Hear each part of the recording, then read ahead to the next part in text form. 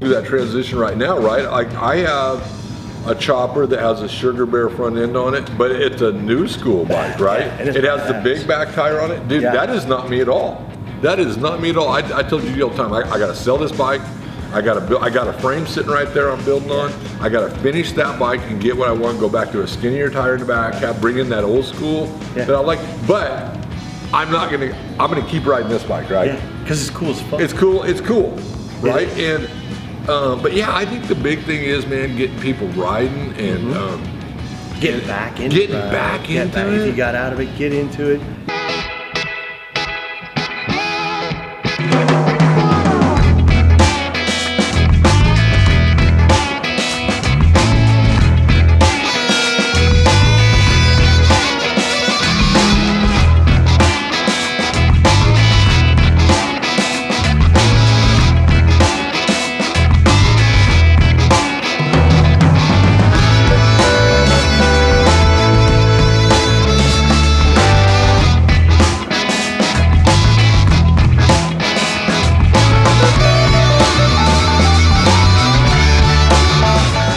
Yeah, and ask yourself, why did you get out of it? Like, why? Like, why? Yeah. What's keeping you from getting back into it? Because the truth is, motorcycles are dangerous. But Judy and I just went and visited, I don't know, probably 5 years ago, a friend of mine that got paralyzed in a ATV accident. Actually, a side-by-side, dude, that has a roll cage, dude. Yeah. And he was actually in the hospital up in Denver at Craig Rehabilitation Hospital. The guy next to him, dude, was paralyzed from the neck down. It wasn't a motorcycle. You know how he got paralyzed, dude? Walking down and checking the mail on an icy day. There you go. Right. Hit his head. Doesn't matter. Walking to check his mail. Yeah. That's intense, man. And I'll be honest with you, dude. I get the most spiritual. I don't know how you are. I get the most spiritual when I'm riding. Like, that's when I talk. That's when I pray and talk to God, is when I ride. I feel it. I mean, I'm not out that there. I don't other times, but Dude, I'm out there, and I think about all the people that are gone now. These beers are good, dude. High Life. Miller High Life, dude. God, they're good. But I do. I mean, like I'll be jamming down the road, and I got my earbuds in. I'm fucking killer jam comes on, and I just, and I think about all the people that have moved on, man, and that come into my life that were motorcycle enthusiasts and rode everywhere, and I'm like, man, this mile right here is for them. Yeah. And it's that shit's real. It is, dude. It's real, and by no means am I being disrespectful by saying this at all, because we all deal with things differently, right? And to be a part or be near somebody that passes away on a motorcycle is traumatic. Mm-hmm. It's very traumatic. I've been on runs before where you're right behind it, and there's some ugly, terrible things, and that creates trauma in somebody's life, right? And there's some people that cannot walk away from that trauma. And I respect that. They can't. And I do too. We all handle it differently. Yeah. But it's something I love, BJ. I started riding when I was 5 years old, and I've never quit. And I don't know that I ever could, No. But I'm not going to knock somebody that's really dealing with something. Right. But I understand that. I encourage you to get back on it. If you love it, then do it. Yeah. Because if that was the case, we would never get in a plane or a car, right? Right. I'm terrified of flying planes. I won't do that. Yeah. But I will go 90 mile an hour down the interstate on two wheels. And I'm cool, but I'm in control. That's right. Right? I'm in control. That's right, yeah. Right, So, but no, with like not like going, so I personally cannot say that I've gone without a bike. That was one thing that, like, it was so, I mean this shit. So I got that 1200 custom, and fucking, this is hilarious. It was in November of 2001, and it was a 2001 1200 custom that had been purchased in 2000 by a guy by the name of Brian Frenzel. They called him Tuna. He customized this thing. It was a fucking cool 1200 custom. It like kind of, So So back in first part of November of 2001, right here in this building, I walked in, you know, like through that door with my dad, and I wasn't leaving here. I was not leaving this place until I had a fucking Harley Davidson. Man. That's awesome. Right? And so it was funny because, so I just moved back days, right? And I was 21, 22, single, I mean, you know, fuck. Had the world, I had everything in front of me, man. Right. And it was like, dude, balls, I'm not playing ball no more. And I mean, next step is getting a fucking Harley Davidson. And you went to high school here, right? I grew up here, yeah. Okay. Graduated high school at Hayes High, you know, went on, played college ball, baseball, you know, and blew my elbow out, shoulder, shit, so never healed right. And then I just got burned out, man. I was tired of it. Moved to Manhattan with a girl I'd been dating, you know, and it didn't work out. So, you know, it was just one day it was like, hey man, pack your shit, I'm done. And I moved home, and that was the thing. It was like, I'm traveling down I-70, and that's all I thought about was, dude, I'm fucking come Saturday, dude, I'm going to get a Harley. Oh, and man. I'm never looking back. Oh. And I did. The funniest shit is I remember, so my dad, you know, my whole life was an over-road trucker, and he had gotten home like that Friday night. And, you know, he's like, well, what are you gonna do now, dude? And I said, well, I went and got because I went and when I was going to school at Fort Hays, I worked part-time at Kaiser Liquor. So I got back into town, I got my part-time job back at Kaiser Liquor, and then I was gonna look for another job, and I was telling my dad that, and he was like, and I said, but tomorrow you and I are going to Durfler's, dude, and I'm getting a motorcycle. And he's like, oh, you think so? And I was like, well, yeah, I am. And so anyway, this is funny shit, man. This might take long. I gotta tell this story because it is fucking funny. So Saturday rolls around, I get up, and my dad and my mom are sitting in the backyard on the patio having coffee. And I'm like, dude, I'm ready to go. It's like 7 in the morning. And I'm like, Dad, we gotta go. He's like, dude, they're not even open. Dreamed about it all night long. Yeah. And my mom's like, where are you going? And I was like, we're going to Durfler's, man, and I'm getting a motorcycle. And she was like, yeah, with what money? And I was like, well, Dad's gonna help me. you know, well, Dad. So anyway, I'm hammering him, man. I'm like this little kid. I'm like, come on, Dad, we gotta go, you know? So we get ready, and it was funny as shit. We get in the Tahoe, and we come down here, and it's like 8 in the morning. Well, fuck, dude. Since forever, they've opened at 9 and closed at 4, which that's our hours on Saturdays still to this day. But anyway, so my grandparents live over here on 14th Street. So nice. Get it, Brady, get it. So anyway, we go over there and we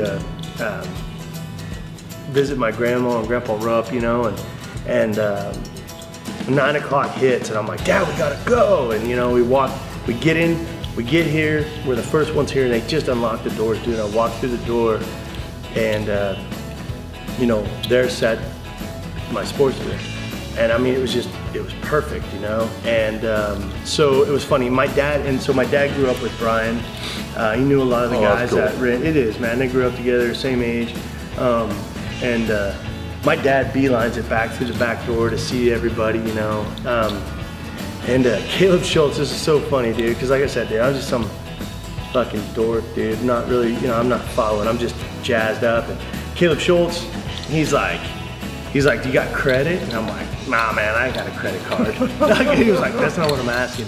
He goes, have you ever borrowed money? Do you have credit lines out? I'm like, no, man, fuck no. Like, what are you talking about, you know? So he's like, well, you're gonna need a cosigner. I was like, oh, my dad, you know? After my mom, so backing up before we left the house, and my mom is getting ready to kiss my dad goodbye to come down here, and she goes, he better not come home with a motorcycle. And my dad My dad's nickname for my mom was Buns. Don't worry, Buns, he ain't getting a motorcycle.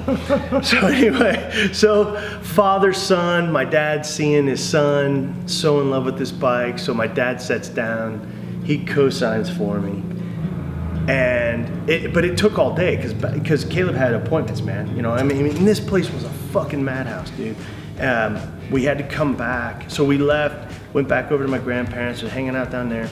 And at like 3 o'clock we came back and it got approved. Deal was done. And I'm fucking sitting out here in this parking lot on a day like this, man.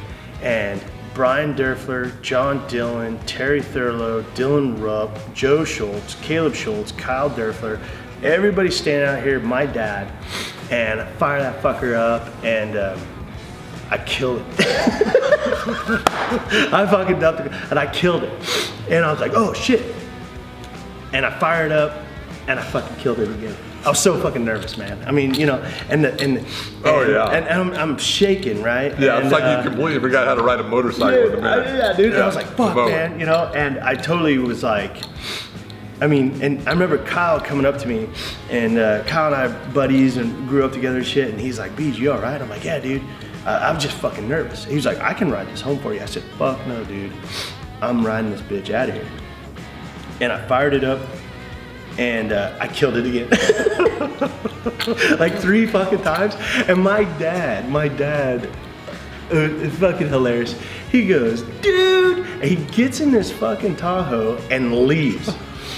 And Brian comes over and Brian's like, hey man, and Brian didn't know who the fuck I was. Yeah. He just knew I was Bernie's son. And he's like, hey man, he's like, we can bring that to the house, man. He goes, you sure you know how to ride? And I'm like, man, I'm just fucking nervous. I mean, I'm a fucking kid. Yeah. I'm a punk ass kid on a fucking Harley Davidson. And the point of my life has finally came. And I remember dumping that fucking clutch and shooting out into the street, and I take off and I'm fucking jamming down Vine Street. And all of a sudden, and I'm like, holy shit, dude, holy shit. And feeling the power, you know, that torque and that, you know, and the sound. Yeah. And all of a sudden, this is fucking funny, dude. This is so my dad. And all of a sudden, out of nowhere, my dad comes pulling up beside me in a Tahoe, and he's got the window down. And we're just like up here by Dylan's, and he's like, "You look like a fucking dork." I didn't care, dude. And so we get home. This is the best. So my parents lived up on Felton over here off of 22nd, and I'm coming down Felton on that Sportster, and my dad is behind me in the Tahoe, and I pull in the driveway, and that don't, my dad pulls That's aside. a great feeling, isn't it? Oh, fuck, man. It was amazing. And I shut that bike off, and my mother comes out on the porch, and this is the best, man. She goes, did you get that motorcycle? And I'm like, yeah, isn't it sweet? And she goes, you. And she always used to say, you. If you kill yourself on that thing, I'm gonna fucking kill you. And then my dad's getting out and she goes, and you. Pack your shit, you're out of here. And I'm sitting there, and my dad, he's just leaned up again, and he's got his head down, and she goes in, this is the best thing ever. The garage doors were open. She goes into the house and locks the door, like she's locking my dad out. And I look over at my dad goes, man, Beej, I think we fucked up. And I was like, hey man, can I go ride? And he was like, yeah, go ride. I'll figure this out. And he's like, dude, I didn't come home until 1 in the morning. Is that right? Oh yeah, dude, You did road and road and road. I mean, I ran fucking gas through that tank. I was everywhere, man. It was, you know, and like that's. And think how your dad felt like. Yeah. He had to be. Yeah. He knew he was in trouble. Oh yeah. But he knew as a dad, as a father, that this was a point in his son's life that was going to be life-changing, right? Yeah, I mean, and he was proud to be a part of that. Yeah, he was. Yeah. I mean, if my dad did not, if my dad in that moment in time, he did not sit down in that office over there and co-sign for his board, because and that's that thing, man, right? You're like, dude, that's my son, man, and I want him to have the best things, and And that's the thing too. Man, I was a good kid, dude, growing up. I didn't get in trouble. I had no, breaking the laws and shit. And my dad trusted me, man. And my parents, they knew, man. And he knew I wasn't gonna do, stupid shit. That just came later. When I was married and had children. But anyway, when you shouldn't be doing that shit. Right. But anyway. Why does it work like that? I don't know. It does. I got buddies that did it early on in life, and then I do it late in life. Hey, man, whatever. But that right there, and I remember, I can right now sit here and tell you, I remember that night doing like the 50th lap around the bypass. Like, I don't know how many times I did that loop, or like rode to Victoria up to Cat, and it just, and that, like, I remember the coolness of the night, like, and shivering, but I didn't fucking care because I was on a Harley fucking Davidson, man. And wasn't it, as the night got darker and the hours went by, it probably brought on different experiences, right? 100%. Like, all of a sudden now, you're starting to see the glow from the instrument cluster, right? Yeah, 100%. The gauge, and it's like, that brings on a whole new excitement, right? Or you hit the neutral, and that green LED is glowing, and makes you feel a certain way, or you hit the high beam and the blue light comes on.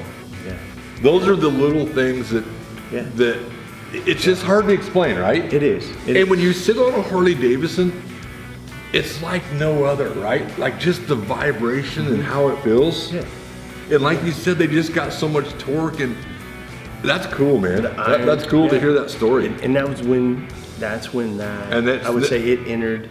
It, like I was saying, it was in my blood. And I knew, in that first 12 months, that this is going to be a major part in my life. And that's cool. And at that time too, and it was funny, man, because I got the Harley, instantly got in my blood, and I started dreaming. Like, this is, to go that direction. I started dreaming about being in the industry, having this in my everyday life. Like, that's cool. Brian, Indiana, I could tell you, I think I filled out like 60 fucking applications, like, to come to work for them. And I didn't want to, like, move and go work for another dealership. I wanted to work for Brian, Indiana. You were pretty loyal, like, to... man. I mean, dude, it was something about it.